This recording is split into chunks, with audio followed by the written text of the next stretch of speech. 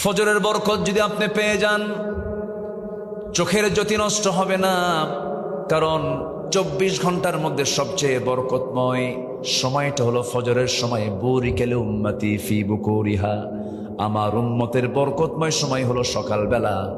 ফজরের সময় যখন কোনো বান্দা ওই নির্মল বাতাসকে যখন বুকে নিয়ে, নাকে মুখে চোখে নিয়ে যখন ফজরের মসজিদের দিকে চলে যায়, পায়ে হেঁটে হেঁটে চলে যায়, মহান রব্বুল আলামিন ওই বরকতময় ফজরে আল্লাহ পাক তাকে সুস্থ করে দেয়।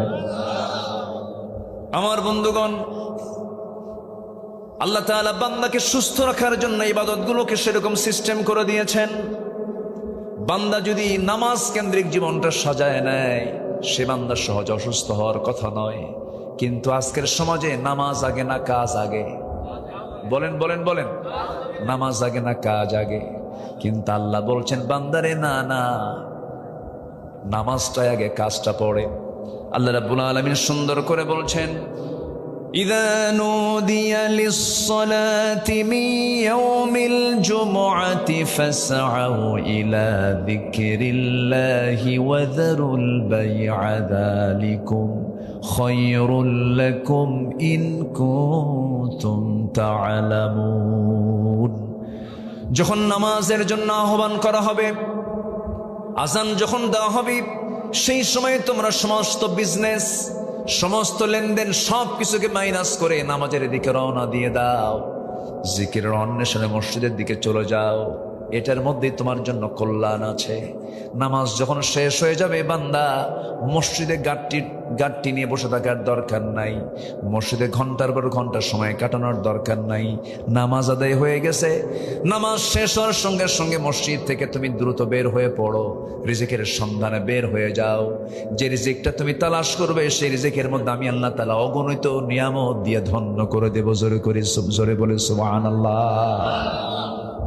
নামাজ দিয়ে, নামাজকে বাস্তবায়ন করার পর যা করব সব আমার ইবাদত বলে গণ্য হয়ে যাবে।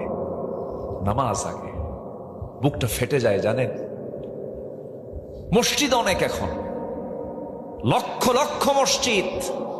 দাদার আমলে দেখেছি, আমার দাদাকে 2-3 গ্রাম মিলে একটা মসজিদে তিনি ইমাম ছিলেন, নামাজ পড়িয়েছেন।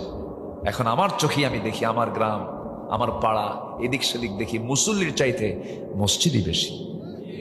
আমি কি ভুল বলতেছি? দাদার আমলের কম মসজিদ ছিল, অল্প মসজিদ ছিল, কিন্তু মুসল্লি বেশি ছিল। আর এখন ঘন ঘন মসজিদ, ফজরে কোনো মুসল্লি নেই। মসজিদ কান্দে, মসজিদ মানে মুসল্লির জন্য হাহাকার করে। মসজিদটা ভরার মুসল্লি খুঁজে পাওয়া যায় না, অথচ মানুষ সবচাইতে বেশি সময় অবস্থান করে হলো ফজরের সময় বাড়িতে। ঠিক কিনা বলেন? সবচেয়ে বেশি সময় থাকে কোন সময় বলেন? ফজরে। জোহরে কাজ থাকে, আসরে কাজ থাকে, মাগরিবে কাজ থাকে, এর সাথে অনেক সময় আসা যায় না। কিন্তু ফজরে 100% গ্রামের মানুষ বাড়িতে চলে আসে, কিন্তু ফজরে সবচেয়ে মুসল্লি কম পাওয়া যায়।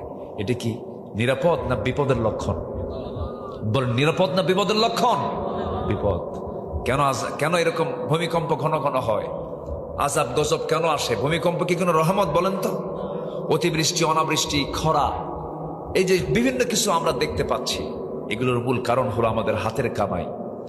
আমরা প্রথম হক, যেটা আল্লাহর হক, 5 ওয়াক্ত নামাজ ফজর দিয়ে শুরু করব। এটা আমার আলোচনার প্রথম আহ্বান। সবাইকে রাজি আছেন? সবাইকে রাজি আছেন ভাই? আল্লাহ সবার হাতকে কবুল করুন। জোরে বলি আমিন, আরো জোরে আমিন। আমি এটা ওয়াদা করে যাচ্ছি, আপনার গ্রামের মসজিদ যেদিন আপনি দেখবেন জোহর, আসর, মাগরিব, এশার চাইতে ফজরের মুসল্লি দিয়ে মসজিদ ভরে গেছে বেশি, আমি হলফ করে বলে যাচ্ছি, ওই গ্রামে কোনো মাদক, নেশা, বেপর্দা, শ্লীলতাহানি, কোনো প্রকার অসামাজিক কোনো কাজ কখনো হতে পারে না। নামাজ যেখানে থাকবে সেখানে অন্যায় থাকতে পারে না। নামাজই তো নাই, অন্যায় তো থাকবেই। এখন তো যুবকরা ধ্বংস হওয়ার জন্য যুবকদের হাতে সবচেয়ে বড় অস্ত্র এখন ডিভাইস তুলে দেওয়া হয়েছে, মোবাইল তুলে দেওয়া হয়েছে। এটা এমন একটা জিনিস, এটা পেলে পরে কিচ্ছু লাগে না। ফ্যানটা একটু ওইদিকে ঘুরায় দেন, এটা পেলে আর কিচ্ছু লাগে না। বাতাস আসতেছে, এখানে এসে লাগে।